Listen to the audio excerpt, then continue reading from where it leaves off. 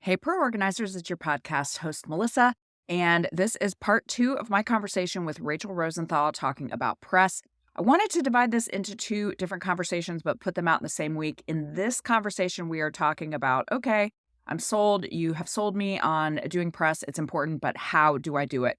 What does the pitch process look like? How do I get it out there? All of those things. This is the very important second part of the equation. But what I really, really hope is that the first part of our conversation, and I've gotten texts from a couple of my friends who are organizers who are like, all right, I was a little bit skeptical, but I listened to the first podcast and I'm in on this.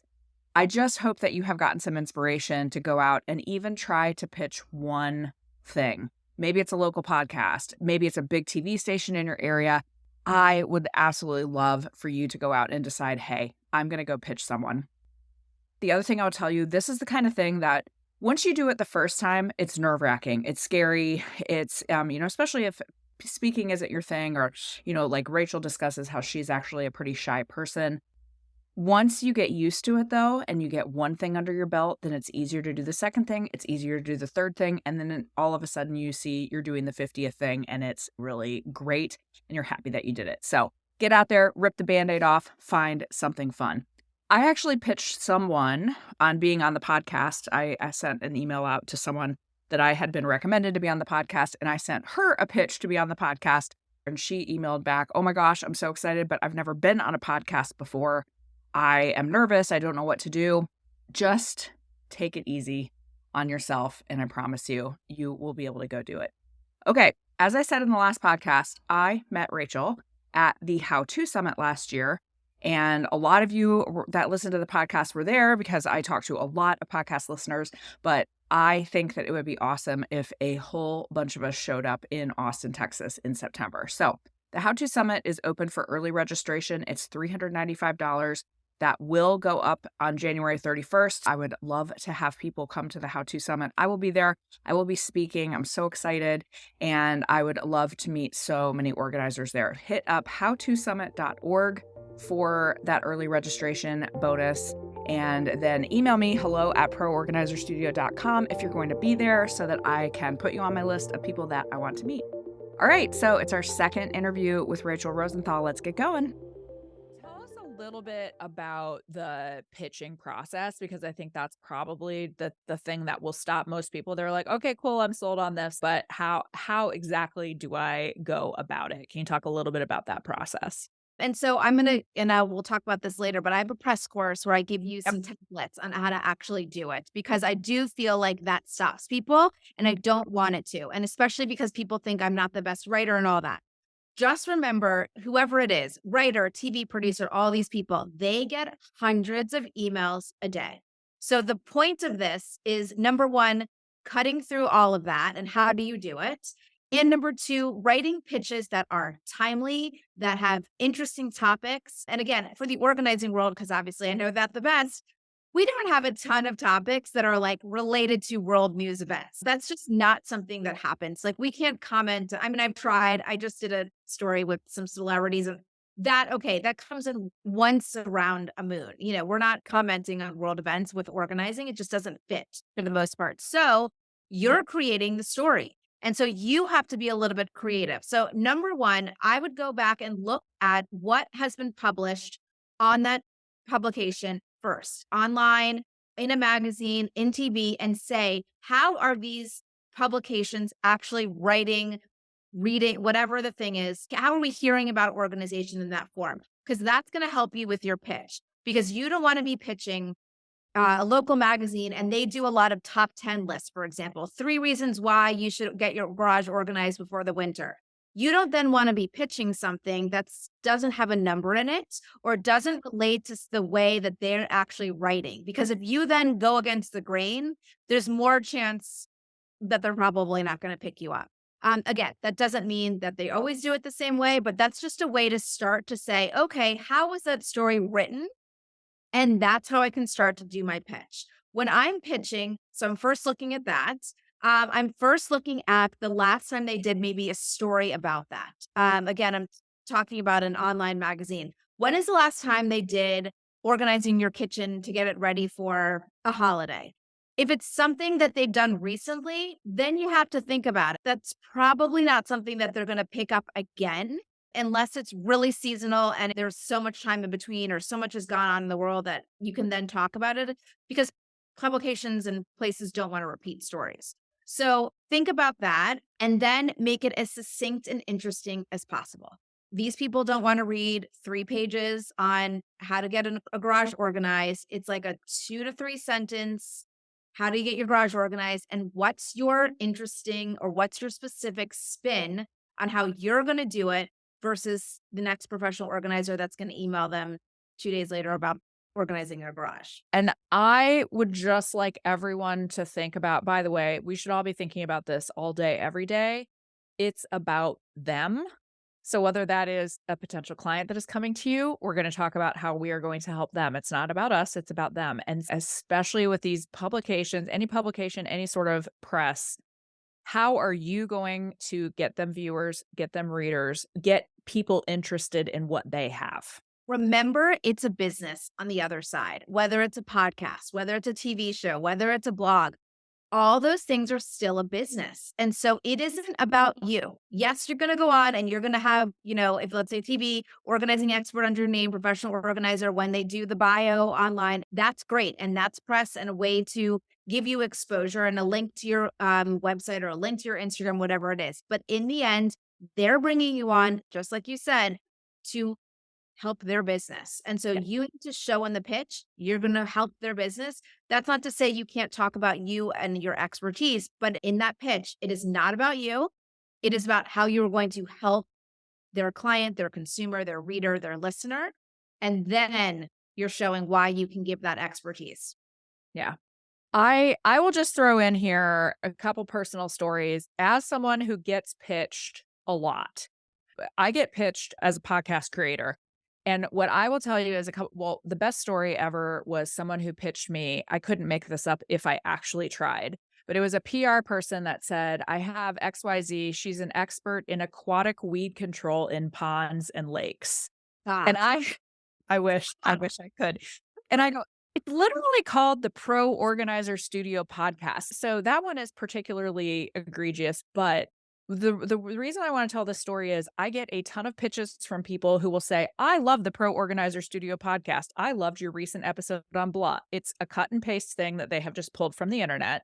Yep. They have not actually done any research whatsoever on the podcast. And then they proceed to pitch me something that is ludicrous, that has nothing to do with professional organizing. Or I will have people that pitch me that say, I'm Julie, I'm a professional organizer. I want to talk about how much I love organizing and the benefits of being organized. That is not something that my audience cares about. My audience already knows the benefits of being organized. What you're saying is really important. Yeah. Is you have to do the research on what you're pitching and whether it actually makes sense to that audience. 100%. And I mean, people just in regular emails, like they're spelling your name wrong. They're not, I mean, look at those things. Again, you don't have to be an English major. I went to law school. I'm like not known for writing pitches, right? I'm learning all of this on my own. But do your research. And yes, it might be time consuming on the front end, but it is going to save you so much time on that back end because you're actually going to be pitching things that might make them interested versus them looking at the email going, what? Were you going to talk about a zoo or whatever the thing is? Right. No sense. And you've just wasted all your time doing that pitch. And so I wouldn't be discouraged if you, number one, don't get a response from your first initial pitch, or it's a no at that point. Because number one, if it's a no, I actually think that's great because then you can go back to them and be like, hey, remember in, December, I pitched you about X, Y, or Z. And then you come back and be like, okay, well, here's a new spin on number 2 of the 4 that I pitched you. This is why I think it's relative now or recent now, whatever.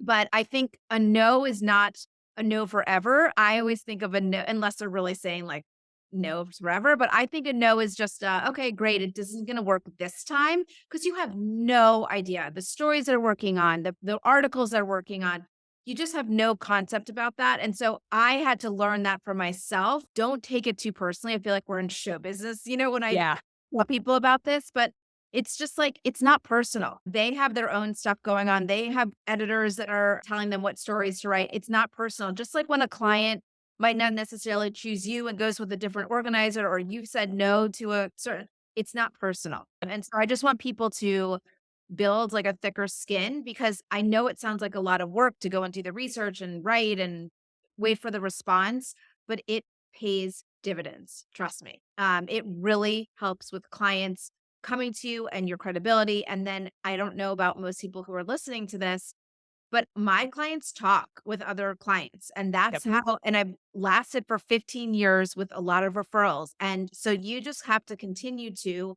do good, be in these places, be where people can quote unquote see you. And that also is helps you continue to have a long list of clients, continue that business going. And I do think that press has, I mean, I know press has been that number one thing for me. I We don't can't. it as much on Instagram. I don't do all these other Yeah. things because of press.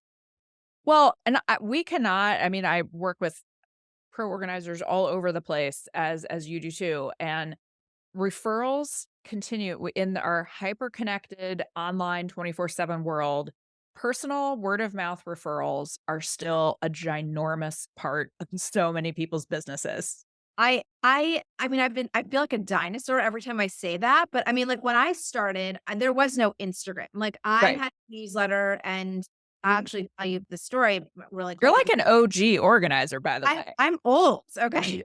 That I know, I call myself that, and it's so funny to hear other people say that, but I've been around for a very long time. There wasn't social media, there wasn't this connection of online, which is so amazing now that we have this and we get to meet other people and connect with them online, but we didn't have that. And so I've just always done the referral thing. And this is again coming from someone who's shy, doesn't like networking, whatever. Yeah. But anytime I'm talking to someone with the press, I'm not becoming friends with them, but like I'm becoming friendly with them. I'm providing them, I'm doing good work so that they do continue to talk about me or come back. Or let's say there's another writer in their office doing a story on organization, and that person in the team meeting is like, you know what? Once had this organizing expert 3 years ago. Why don't you call her? Because she's was great. I want that to come out of that writer's mouth, and that continues and helps with my longevity and is referral in that way. And then the client, it's all connected. But really quick, a story that, so I, again, started when there was no Instagram. And so I did a newsletter. I had a very small newsletter list, and there happened to be a the Post reporter on my newsletter list. And people at the How to Summit heard this story, I think, in one of the groups. But I wrote a newsletter that I was pregnant with identical twins and, going to go be organizing for them, blah, blah, blah. And she wrote me back and she was like, can we come do a photo shoot at your house when they're 6 weeks? And I was like, 6 weeks from Oh, that having, sounds great. I mean, amazing. Like, What could what? possibly go wrong? And so I was like, well, can I wear black? I've just had twins and it's only been 6 weeks. And she's like, nope, color. We're only going to take a picture from the waist up. I was holding the girls in front of my chest and like on my waist. And she's like, don't worry, it'll be great. It then got picked up by the Associated Press, was in hundreds of full, and then she's like, "Oh, well, I didn't have control over the picture getting." It was the whole full-fledged picture, which again, as any new mom knows, like that's really not what you want to be taking pictures of, like your whole body 6 weeks after in breastfeeding, whatever. It was just a mess. But that article got picked up in hundreds of different papers. The Washington Post printed it. It was a picture that I've never seen. It was below the fold. I don't even think they do those large pictures anymore. Like it Yeah. was centerfold in the picture. It was, and I got calls left and right. And the article was about organizing for twins. So it wasn't just twin moms calling me. It was all these moms calling me because they're like, oh, the way that they presented, like it sounded like I had my stuff together, right? I'm Right. organizing and having a mom for twins. So people want what I have. That story from my newsletter to the Washington Post. And then I did numerous stories with her afterwards because it was such a big hit for the paper. I mean, I was so grateful. And I just had to say to myself, like, okay, it doesn't matter how you look. It literally doesn't matter how you look. It doesn't. No. It really doesn't. That's the truth. And we're all our own worst enemies on that, which Right. is a whole other podcast for a whole other time. But like, yeah, no one's looking at you as much as you think you're looking at you is No. the biggest thing. But I think your point too is, and what we cannot ever know is how many tentacles something is going to have. Right. It's just have So no idea how it's connected yes, to, I mean, and that's why I'm always like, as much as I can, yes, and doing the best I can with everything. It might Yeah. not be the topic that I really want to be talking about, but I'm going to give it Sure. my all because you just never know. That producer might go to this show. This person might now work for this, and I've had people move all over and still contact me. You just never know what's going to happen from it. So I'm like, do your best at all times, whenever you Yeah. can. I love it. If you could try to give people some inspo if they're just listening to this and like, "Oh, this just, like, hurt me just a little bit, like, it's really scary," like, can you just tell us, like, "Hey, go out and pitch 2 publications," or what would you tell people? I would say, number one, figure out who your ideal client is Okay. before you start anything. So after you figured out your ideal client, figure out, let's just say 5 places where they are. What are they reading? I mean, it could be a variety. I personally would do a variety of things, whether it's watching, listening, reading, online, in print, anything. Pick those 5 and do great pitches to those 5. And do not do the same pitch to all 5.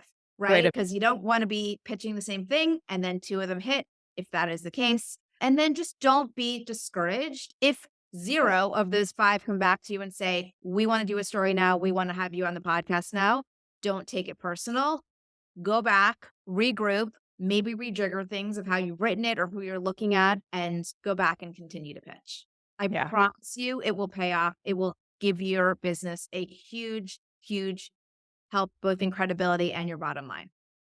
Well, and I love the don't get discouraged because you are going to have some things that it maybe isn't a fit, and that is okay. It's about finding the right place that is a fit and just the right timing. Sometimes it is just an absolute luck scenario and it has nothing to, so that no is not, like you said, it's not a no forever. It's a no just for that moment. Right, and I will say, because I just was thinking about this, like, press also includes businesses, right? So we have local businesses that do newsletters to their employees and all of that. Those are great clients. Whatever these places are, they all have people who work for them and newsletters. And so if your ideal is working at that business, go to those newsletters or go to those businesses and pitch to see, do you have a newsletter I could write for? Is there something I could be talking about? Because that's where your client is. And Yeah. it press is not just magazine, podcasts. There are also businesses that have newsletters, companies that have newsletters, local bloggers. We didn't even talk about that. Local bloggers where you could write an article for it. There's so much opportunity that I don't want you to be overwhelmed. I really want people to hone in on those places. And that's a great point too, because as someone who is a content creator, it is exhausting to be on the content creation wheel all the time. And so as much as possible, when you think about all of the, like you're giving some really, really great ideas of things you can go pitch for people that would love to have something that is pre-made, ready to go for them. I mean, it's like an easy yes. I always want it to be an easy yes for someone. And then that's an easier way to get your message out, to get what you want to be talking about out. And so again, like you said, people are tired. If you Yeah. if you could be constantly blogging or pitching or I can't imagine. And so you are doing a service for these people and you are bringing content to their audience Yeah. that their audience wants to then hear, read, whatever, see. And so you're helping them do their job better. Yeah. So that's a plus. It is. And this is a great time, I think, to concentrate on building some of these things in your business that, you may not have time to concentrate on other times of the year. So tell us a little bit about, so you've designed a press course where you teach all of this. So tell us a little bit about what is going on. Yeah, so it's the power of press. I did it after many years of people asking me how I did it. And again, as I mentioned, I don't pay for press. And so it is different modules and it's going to teach you where to look for press, how to look for press. It's going to give you templates. It is going to literally give you the roadmap because I want to provide this for I'm really passionate about doing this for whether it be for other professional organizers, other people who have clients and service businesses. It's a must. And so I'm giving your audience $100 off and you can, there's running in the show notes, but just have to use POS in the code and I'll provide you guys with a link. But I am so excited about it. It gives you 100,000 worksheets, I feel like, to actually do the work because like you, I absolutely agree. When you're not busy with your business and or taking time out of your business to work on this will then grow your business tenfold. And Yeah. so if you are slower and or you're writing in your schedule to do a course like this or to take the time to learn about it and how to actually do it from someone who has mastered it, I feel like it is going to pay off in the end, because without it, you're just going to keep doing the same thing and seeing other people get the press and have their businesses grow and feel like, I mean, that's at least how I was when I first started until I actually did it. And again, I will say I'm shy. I don't have a business or press and marketing, whatever background. I went to law school. So this is all on my own. And I really give you as much information as I can that's in my brain for this, because I really feel passionate about people getting press for their business.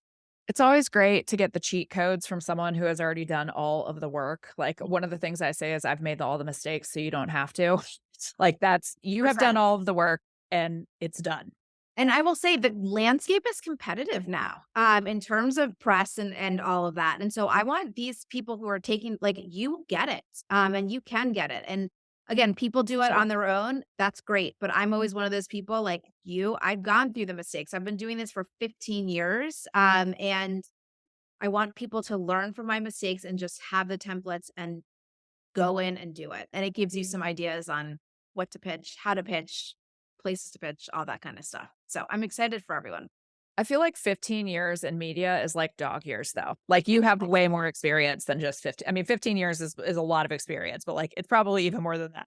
Yeah. I mean, my children are almost 16 years old. And so Yeah. that's I also know how long it's been. But yeah, it's been a long time. And the media landscape has also changed. But any of these techniques I feel like you could use. And I talk about podcasts, newsletters, and I give you ideas on all of that. But it has changed. But yet there are some things that are just so consistent. And now I'm working with brands who want me for my media exposure. And I do stuff for their media exposure because it has been so successful on the client end and my business end that I'm now working with. I've worked with for years, a ton of brands just on media for their products and services. So it works. It really works.